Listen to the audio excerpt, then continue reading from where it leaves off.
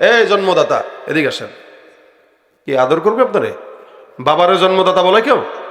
কথা বুঝেও না এরা, হাও করে না নাও করে না, বলেন কেউ? আপনারা আপনার বোনকে বললেন তো এই মায়ের জি এদিকে আয়। বোন কেউ কি রে, কি শিখলি এটা? আর কথা তো ঠিকই। অথবা আপনার শাশুড়ির বউরে বলেন এই শাশুড়ির জি এদিকে আসো, হবে এটা? এত কে তর্জমা তো ভাই, মিলে তো। আমরা তো আমাদের শালাদেরকে শালা বলি না, কি বলি? নাম বলি বা ভাই বলি, অনেক শ্যালক বলি একটু সম্মান দিয়া। কারণ শালা মানুষ গালি মনে করে, শালা বলে না, শ্যালক। অথবা আমার বাচ্চার মামা, একটু ব্যাখ্যাটা একটু করে বলে আর কি। এই জন্য ইসতিলাহ ভাই ইসতিলাহ, পরিভাষা পরিভাষা, আল্লাহ আল্লাহ। ঠিক তেমনি ইলম, এটা দ্বীনের সঙ্গে সম্পৃক্ত। দ্বীনের সঙ্গে যেটা সম্পৃক্ত এটাকে ইলম বলে, আর দুনিয়ার সঙ্গে যেটা সম্পৃক্ত এটাকে জ্ঞান বলে আর শিক্ষা বলে। জ্ঞান আর শিক্ষা দিয়ে মানুষ চোর হয়, বাটপার হয়, দুর্নীতিবাজ হয়, চাঁদাবাজ হয়, সন্ত্রাসী হয়, জেনাকারী হয়। আর ইলম শিখে মানুষ মানুষ হয়, জান্নাতি হয়। এজন্য কোরআনের ইলমকে বলা হয় ইলম। রাসূল বলেন তালাবুল ইলমি ফরিদাতুন, ইলম তলব করা এটা ফরজ। ইলম তলব করা এটা কি? ফরজ। ইলম তো ইলমই, দ্বীনের সঙ্গে সম্পৃক্ত। তো এটা আল্লাহ পাক সবাইরে দেন না। যার কলব যত পরিচ্ছন্ন আল্লাহ পাক তার কলবে তত দান করেন।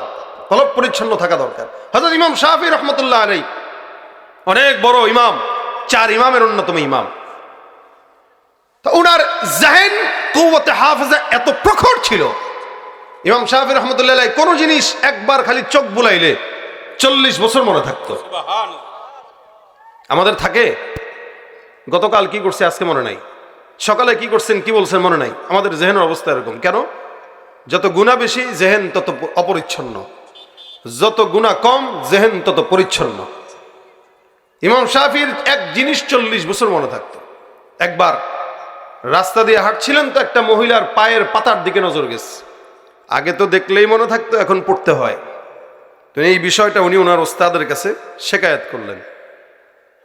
ইমাম শাফিঈ বলেন শাকাউতু ইলা ওয়াকিইন সুআ হিফজি, উনি বলেন আমি আমার ওস্তাদের কাছে আমার হিফজে ব্যাপারে শিকায়াত করে বললাম আমার আগে এই অবস্থা ছিল, এখন এই অবস্থা।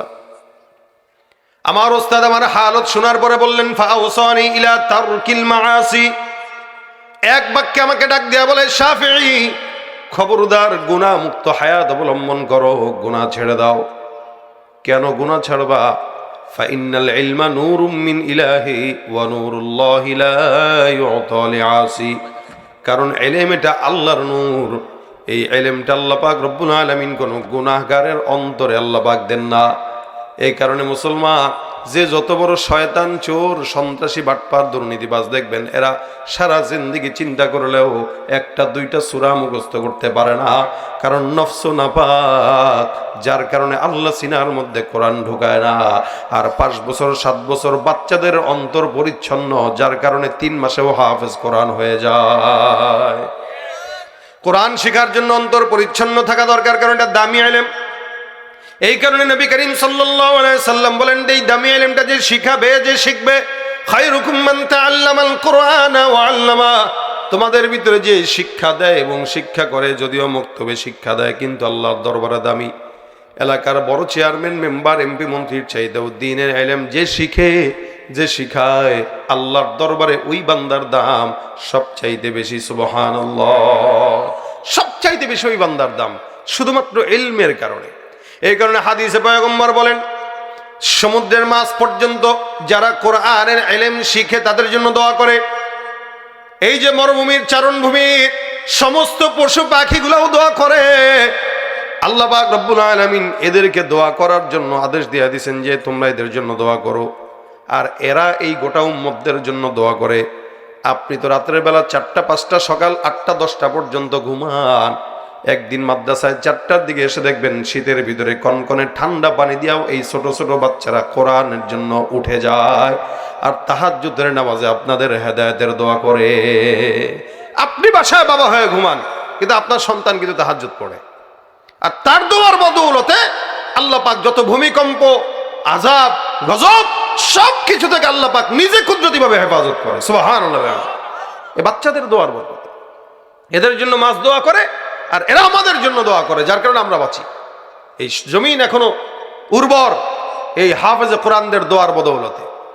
এই জন্য নবী করিম বলেন, এদের এত সম্মান, এত মর্যাদা, লাতাদাউ আজনিহাতাহা রিদাল লিতালিবিল ইলম, নিশ্চয়ই সব ফেরেশতারা, আল্লাহর ফেরেশতারা, আল্লাহ পাক রব্বুল আলামিন যাদেরকে নিযুক্ত করে রেখেছেন, ওই সমস্ত ফেরেশতারা ছোট ছোট তালিবুল ইলম যখন রাস্তা দিয়ে হেঁটে যায়, তাদের জন্য, তাদের সন্তুষ্টির জন্য তাদের পায়ের নিচে আল্লাহ পাকের ওই ফেরেশতারা নূরের বাকনা বিছায় তাদেরকে স্বাগতম আর সম্মান জানায়। ভাইরা আমার, এই কারণে দ্বীনের ইলম অর্জন করা আমাদের জন্য জরুরি না ফরজ? ফরজ। দুনিয়ার সমস্ত শিক্ষা অর্জন করা ফরজ নয়, এটা জরুরি বিষয়। কেউ মন চাইলে হবে, কেউ মন চাইলে হবে না, কিন্তু দ্বীনের ইলম অর্জন করা প্রত্যেকটা মানুষের জন্য ফরজ। আলেম হওয়া ফরজ নয়, দ্বীনের ইলম অর্জন করা ফরজ। কতটুকু? যতটুকু পড়লে দ্বীনের পথে চলা যায় ততটুকু। অর্থাৎ যেই সমস্ত ইবাদতগুলা ফরজ, ফরজ ইবাদতের ইলম অর্জন করাও হলো ফরজ। নামাজ এটা ফরজ, রোজা এটা ফরজ, যাকাত এটা ফরজ, হজ এটা ফরজ, এগুলো ফরজ বিধান। এই ফরজ বিধানগুলোর ইলম অর্জন করাও ফরজ। এখন এখানে তো নামাজ পড়েন অনেকে আছেন, অনেকে আছেন পড়েন না, যদিও মুসলমান দাবি করেন। আমাদের দেশের তো এই ফজরের নামাজে মুসল্লিদের দিকে তাকাইলে মনে হয় না এদেশে কোনো ইমানদার আছে। বিশেষ করে শীতের সময় মসজিদে যায় দেখবেন দুইজন লোক, একজন তাও কখনো শুধু ইমাম সাহেব আর মুয়াজ্জিন সাহেব একা। ফজরের নামাজে তাকাইলে বোঝার উপায় নাই, কিন্তু আগামীকাল জুমার দিন দেখবেন তো জুমার দিনে মনে হয় তাকাইলে এদেশে কোনো নাস্তিক নাই, সবই মুসলমান। কি ঠিক না? জুমার নামাজের জন্য সব পাগল, ফজরের নামাজের ধৈর্য হয় না, যায় না। তার মানে এই জাতি মনে করে শুধু আল্লাহ পাক জুমার জন্যই পাঠাইছে মনে হয় নাকি? আবার কেউ কেউ তো আসে সারা বছর একটা নামাজ পড়ে, খালি ঈদের নামাজ, তাও রমজানের ঈদ, কোরবানির ঈদে পড়ে না। আবার কয় ঈদুল আজহার জানাজার নামাজ। শুনছেন না আপনারা বক্তব্যে? নেতাদেরকে আমরা বলতে শুনতাম ঈদুল আজহার জানাজার নামাজ। ঈদুল আজহারকে মারে ফেলছে, জানাজার নামাজটা বাকি আর কি।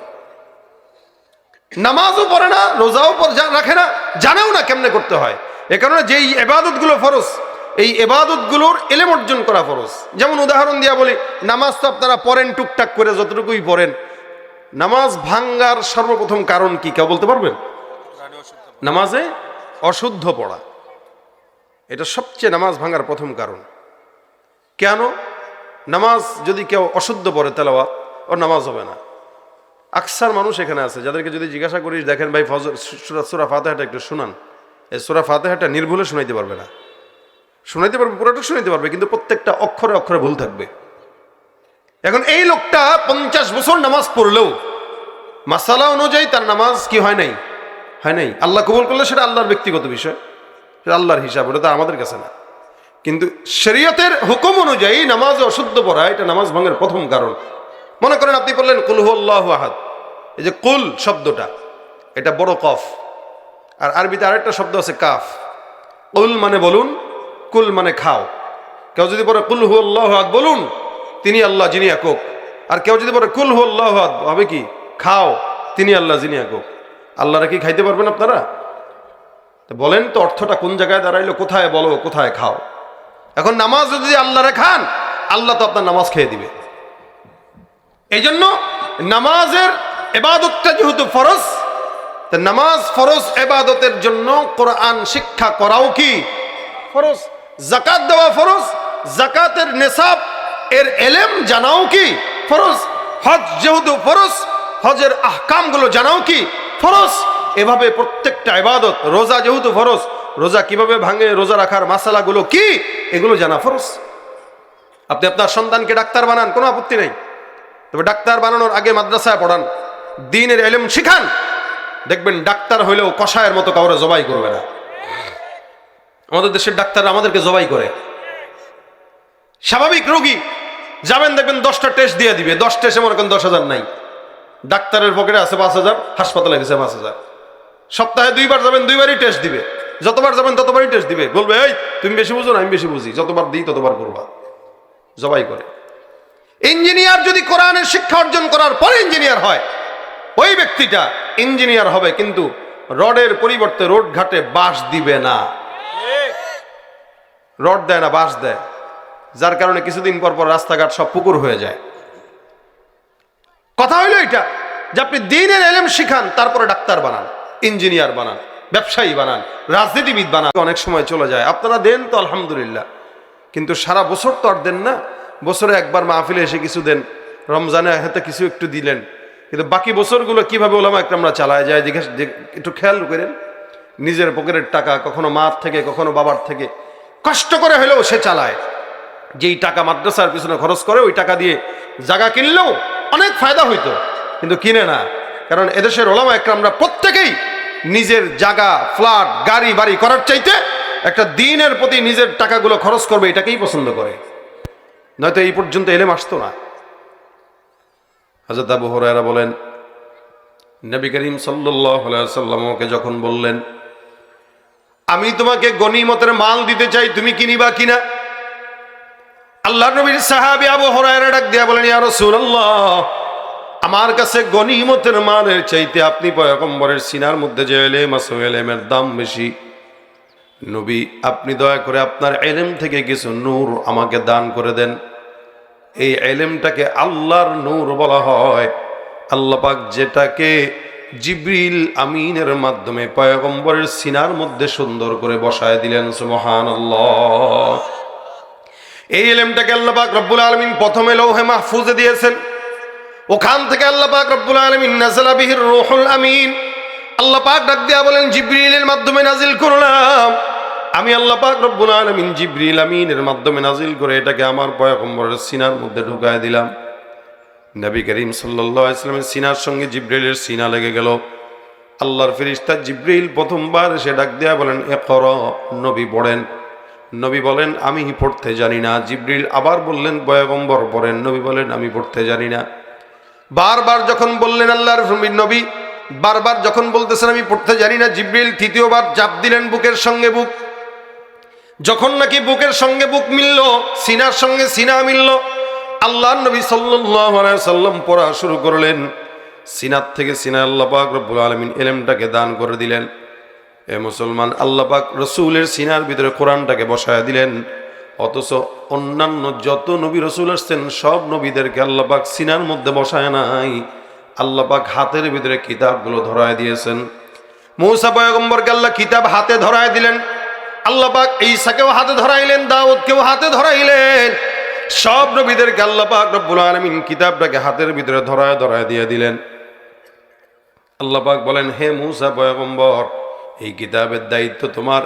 এই কিতাবটা নিয়ে তুমি আমল করবা, অন্য উম্মতদেরকেও আমল করার জন্য বলবা।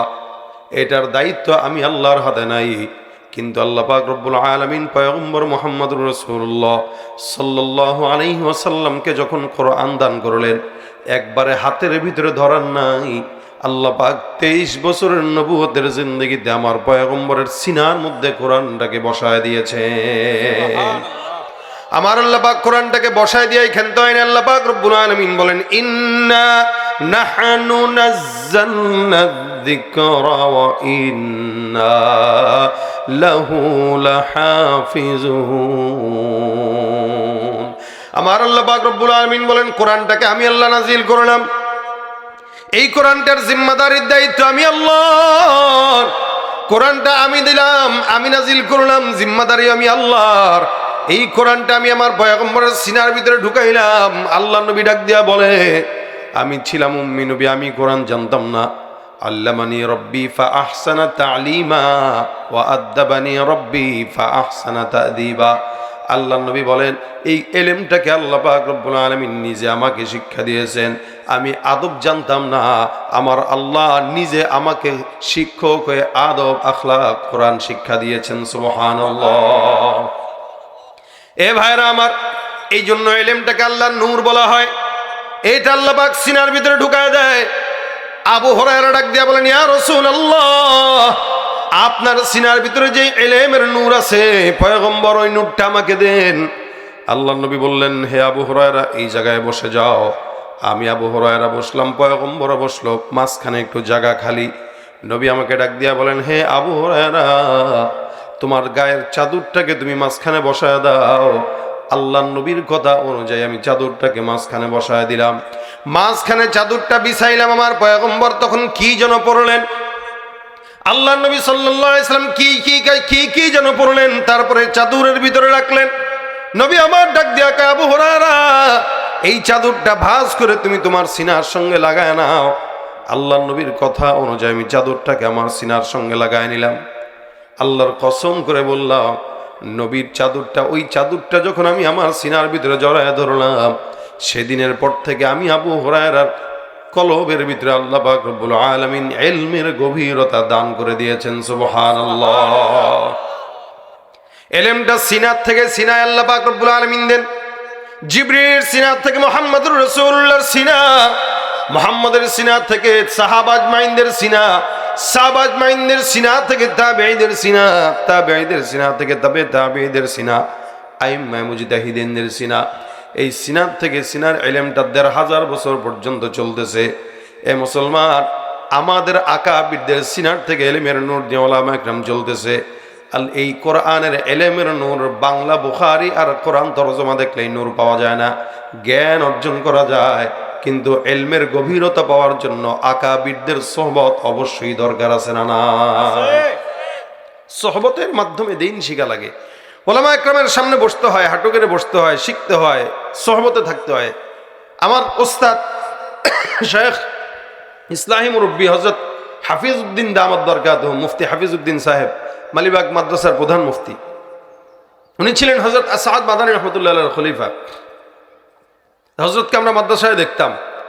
যখন সাইদ আসাদ মাদানী রহমতুল্লাহ আলাইহি মাদ্রাসায় আসতেন, আমাদের শাইখকে দেখতাম হযরত আসাদ মাদানীর জুতা খুললে সাথে সাথে উনি জুতা দুইটা ভাঁজ করে এই বুকের সাথে এই জায়গায় এমনি জড়ায় ধরতেন। আমরা একদিন দর্শের ভিতরে হুজুরকে জিজ্ঞাসা করছি, যে আপনি জুতাটাকে এরকম ঝাঁকা দিয়া হাতেও নেন না, এভাবেও ধরেন না, এই বুকের সাথে লাগায় রাখেন কেন? হযরত বলতেন, শোনো, বড়দের জুতার ভিতরেও আল্লাহ পাক ইলম দিয়ে রাখছে। বড়দের জুতা টানলেও অনেক সময় ইলম পাওয়া যায়। এজন্য হাকিমুল উম্মাত আশরাফ আলী থানভী রহমতুল্লাহ আলাইহির দরবারে যদি কেউ যেতেন, উনি অনেক সময় অনেক বড় বড় উলামা একরামদেরকে বলতেন, যাও মসজিদে যাও, যে জুতা ঠিক করো, 1 সপ্তাহ বা 1 মাস মসজিদের মুসল্লিদের জুতা খালি সোজা করবা। কেন? ওই জুতা সোজা করলে নফস সোজা হয়, নফস সোজা হইলে আল্লাহ ইলমের গভীরতা দান করে দেয়। শুধুমাত্র জ্ঞান অর্জনের নাম বাংলা বই দেখে দেখে পড়লেই জ্ঞান হয়। জ্ঞান এক জিনিস, ইলম এক জিনিস। জ্ঞান আর ইলম একরকম না। দেখবেন ওই স্কুলের বারান্দায় লেখা থাকে, জ্ঞান অর্জন করো দোলনা থেকে কবর পর্যন্ত। আবার কি লেখে, শিক্ষাই জাতির মেরুদণ্ড। শিক্ষা জাতির মেরুদণ্ড হইতে পারে না, সুশিক্ষা জাতির মেরুদণ্ড হতে পারে। এই দেশের শিক্ষিত আমরা অনেক দেখি, যারা শিক্ষা জাতির মেরুদণ্ড কথা বলে শিক্ষিত হয়, যে যত বড় শিক্ষিত হয় তত বড় বাটপার আর দুর্নীতিবাজ হয়। এ সমাজের প্রত্যেকটা পরতে পরতে, একদম নিচু স্থান থেকে সরকারি উচ্চ লেভেল পর্যন্ত যতগুলা নেতা কর্মী আমরা দেখেছি, সবগুলা এদেশের টাকা, আপনার আমার জনগণের টাকা ওপারে চুরি করে পাঠিয়েছে। শিক্ষা তো এদের কম নয়।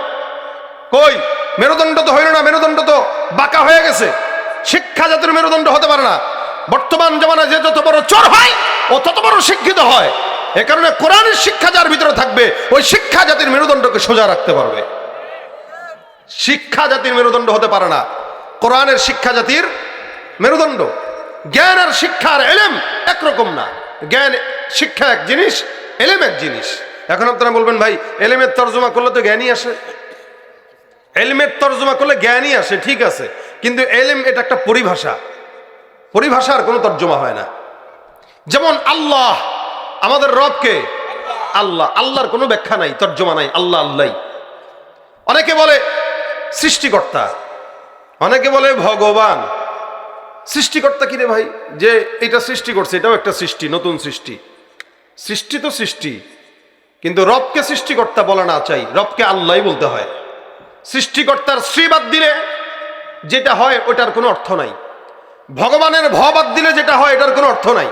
এ কারণে এগুলা অনর্থক কথাবার্তা। কিন্তু আমাদের পরিভাষা হইল কি? আল্লাহ। এখন আসেন, আল্লাহ, আল্লাহর আলিফ বাদ দেন। আল্লাহ যখন পূর্ণ অঙ্গ থাকে, পূর্ণাঙ্গ থাকে আল্লাহ, তখনও হয় রব। আল্লাহর যখন আলিফ বাদ দিবেন তখন হয় লিল্লাহ, সেটাও বুঝায় কাকে? আল্লাহকে। লিল্লাহের লাম বাদ দেন, শুধু লাহু, সেটাও বুঝায় কাকে? আল্লাহকে। লাম বাদ দিয়ে শুধু হা রাখেন, সেটাও বুঝায় কাকে? আল্লাহকে। আমার আল্লাহ এটাই, এটাই পরিভাষা। ইসলামে কিছু ইস্তেলাহ আছে, ইস্তেলাহের অর্থ হয় না। আপনার বাবা, এটা একটা পরিভাষা। এই বাবার তর্জমা করবেন, আজকে বাসায় যায় বলেন, আব্বা